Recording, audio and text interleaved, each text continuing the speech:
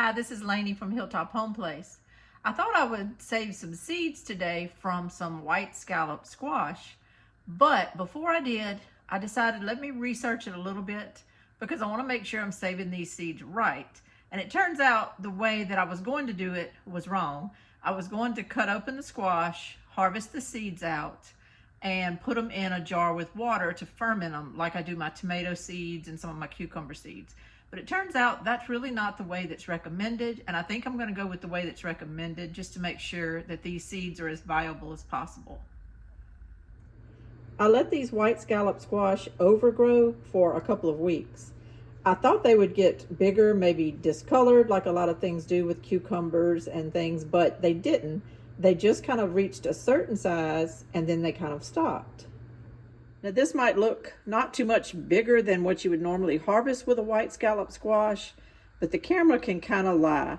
This is pretty big. I would guess it's about 7 inches wide and it's about 4 inches deep. I harvest them a lot smaller than this so that they're tender when I go to cook them. These are not tender. I cut on one earlier just to see, and I could barely get my knife through it. Whereas a normal one, when you go to chop it up to eat it, it slices very easily when it's young and tender. These are not. I decided to consult a resource before I dug into all of these squash because I wanted to make sure I was doing it right. And what I use is a book that I've had for a while. Haven't really used a whole lot, but I decided to start using it today. Let me show you.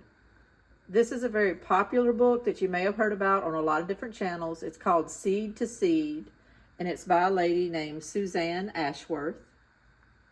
And I bought it because I really wanted to have kind of like a go-to one-stop shop book that'll tell me how to seed save. As it just turns out, I've not done a whole lot of things like squash and all. I've done lots of beans. I'm doing corn this year. I've done tomatoes and cucumbers. But with squash, I've saved a few seeds, but not very many because they're so readily available around here. But since I'm wanting to learn how to do a lot of landrace gardening and grow things that are acclimated to my property, it's become very important to me to save seeds from my property from crops that I've grown right here at Hilltop Home Place. Starting on page 110, there's a whole section about how to save seeds from squash or gourds, winter squash or pumpkins. And you have to find out what you're dealing with, whether it's Cucurbita maxima, Cucurbita mixta, Cucurbita moschata, and I found mine under Cucurbita pepo. She gives an extensive list in this book of every squash that you can imagine. This is all the acorns she listed. They start some cocozelle zucchinis in there, some crookneck squash. And it keeps going on and on and on. And I finally found what I was looking for in the list of scallop squash. And mine are right there, the white bush. But she lists tons of other scallop squash, just going all the way into all kind of detail. She also gives growing recommendations for all of this stuff, pollination, crossing, and isolation. But on page 116 is what I'm looking for: seed production, harvest, and processing. And the second sentence says hand-pollinated summer squashes, which I didn't hand-pollinate, but they're an heirloom variety, must be left to grow until quite large, with hard-shelled rinds that cannot be dented by a fingernail. Squash have a greater number of viable seeds when cut from the vine and left to sit for 3 weeks or longer. So I walked in my house this evening thinking I was going to go ahead and cut on these and get the seeds out and save seeds today from these, but I'm not. These are definitely, I've given them the fingernail test. These are hard as a rock. I gave it the cut test by kind of sacrificing one of them, and it was very hard to cut open. So I know that these are okay. I've never grown white scallop squash before, so I haven't experienced what it looks like to have them overgrow. But what I'm experiencing with these is that they get to a certain point and that's it. They're not going to get 20 pounds. They're not going to turn yellow, apparently. They do start getting a little discolored. This one here started kind of looking like it was getting some mildew look to it, but it had stopped growing. I've been watching these things for weeks now, and they just don't really get any bigger than this. This is it. They're kind of maxed out. So I've watched them lay there and lay there and lay there. So I decided today to go ahead and just pick them. I will show you my seeds, of course, when they're done. I'll show you what they look like, but it's going to be weeks from now. But I wanted to read you this sentence in here where it tells you what to do with these squash seeds from the scallop squash and all of the other cucurbita pepo squash. It just says you rinse the seeds in a colander under a stream of water and remove any debris. If squash flesh remains attached to the seeds, rub the seeds in a wire strainer under running water to loosen it.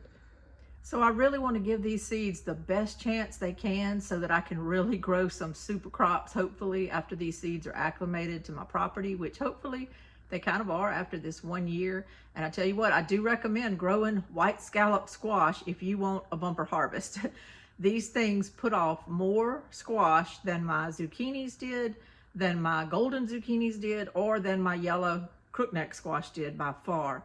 I don't know what it is about them, but it's like little bitty spaceships on the plants, but they are kicking. And after all is said and done out there in that garden, which I'm kind of ready to pull out, I did walk around the last few days and I've got a ton more of these white scallop squash that are just budding out on there and setting fruit. So I guess I'll just let them keep going. I mean, why not? I can just chop it up and put them in the freezer.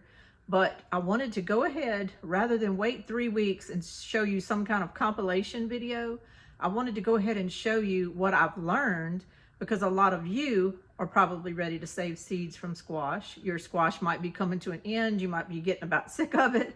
So you might be ready to get to that point to let them overgrow. And the book says, let them overgrow until their rind gets hard and you can't push in on it with your fingernail and make an indentation. So remember that. Go ahead and let it overgrow, but also cut it from the vine already. When it gets to the point to where it's like that, and you can't put your fingernail in it and make an indentation, go ahead and cut it off the vine at that point. And then just set them in your kitchen, set them somewhere cool in a nice cool place, and don't do anything for about 3 weeks. And then at the end of that 3 weeks, we'll go ahead and be ready to harvest some seeds. But there's no big fermentation process in a jar with water. You can just go ahead and rinse the seeds and get all the little gooey flesh off, but then you can just kind of lay them out on a towel and let them dry. And then what I would do is I would probably put them in a little metal pie pan or put them on a plate or something like that and let them dry some more for several weeks in a safe place in your house before I would ever put them in a Ziploc and save them. So that would be my advice, but I wanted to let you know that now, while it's kind of the time that a lot of you may be ready to kind of wrap up this squash and zucchini harvest. The same thing I'm talking about now with these white scallop squash goes for any of your cucurbita pepo squash, like crookneck, straight neck yellow squash, zucchinis, things like that. All of those are in that category. And though I haven't used my seed to seed book a lot, to me, it's not just a book you sit down and read, because it doesn't have chapters like that. It just has information. So to me, it's more of a encyclopedia type thing. And I'll only go to it every now and then for a question, but it's sure worth having. And I can tell you, if times get tough and the internet's not really available as we'd like it to be, having books like that in your library is probably life-saving. So I would recommend the Seed to Seed book. I got mine through Seed Savers Exchange. They had it on their website and I ordered it from there, but it's widely available. You can get it off of Amazon, or just any number of companies carry it in their selection with their seeds and stuff. This is Lainey at Hilltop Home Place. I hope y'all enjoyed this and learned a little bit. I sure have today. Y'all have a great day. Bye-bye.